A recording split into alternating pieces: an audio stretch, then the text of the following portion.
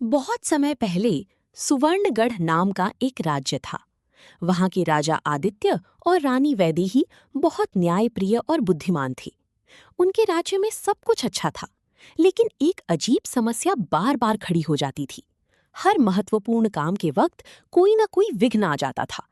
कभी पुल बनते बनते टूट जाता, कभी फसल कटने से पहले ही तूफान आ जाता, कभी युद्ध के समय सेना का रास्ता भटक जाता।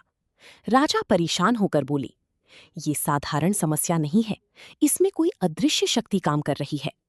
रानी वैदेही बोली, हमें गणेश जी की शरण में जाना चाहिए, वही विघ्नहर्ता हैं। अगले दिन पूरे राज्य में भव्य पूजा रखी गई, लेकिन जैसे ही पूजा शुरू होने वाली थी, अचानक तेज आंधी आई और सब कुछ बिखर गया। लोग डर गए। उसी समय एक साधारण बालक वहां आया और बोला, अगर सच्ची मन से पूजा करनी है तो दिखावे की नहीं, विश्वास की जरूरत होती है। राजा को ये बात अजीब लगी, लेकिन उन्होंने उस बालक की बात मान ली। उन्होंने सारा शाही तामझाम हटा दिया और एक छोटे से मंदिर में सादगी से गणेश जी की पूजा की। पूजा के बाद भी कुछ नहीं हुआ, लेकिन उसी रात राजा को एक सपना आया। सपने में गणेश जी प्रकट हुए और बोले, तुम्हारी राज्य में विघ्न इसलिए आ रहे हैं क्योंकि तुम्हारी दरबार में एक ऐसा व्यक्ति है जो स्वार्थ और छल से भरा है। जब तक उसे पहचान कर दूर नहीं करोगे, विघ्न खत्म नहीं होंगे। सुबह होते ही राजा ने पूरी दरबार की जांच शुरू कर दी। कई दिनों तक कुछ पता नहीं चला।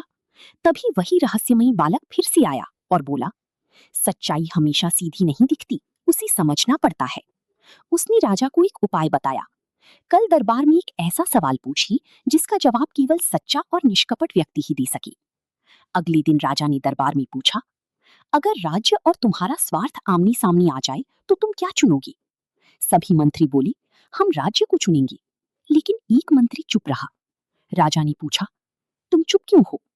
वो मंत्री घबरा कर बोला, मैं झूठ नहीं बोल सकता, मैं पहले अपना स्वार्थ देखूंगा।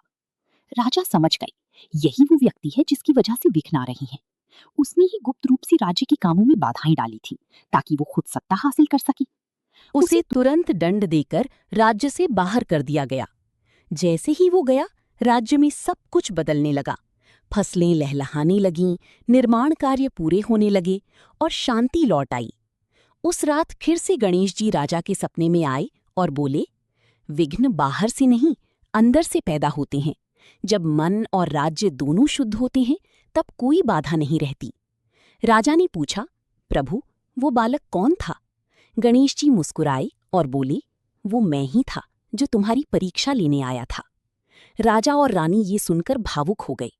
उस दिन के बाद उन्होंने हमेशा सादगी, सच्चाई और विश्वास को अपने राज्य का आधार बना लिया, और फिर कभी कोई विघ्न उनके रास्ते में नहीं आया।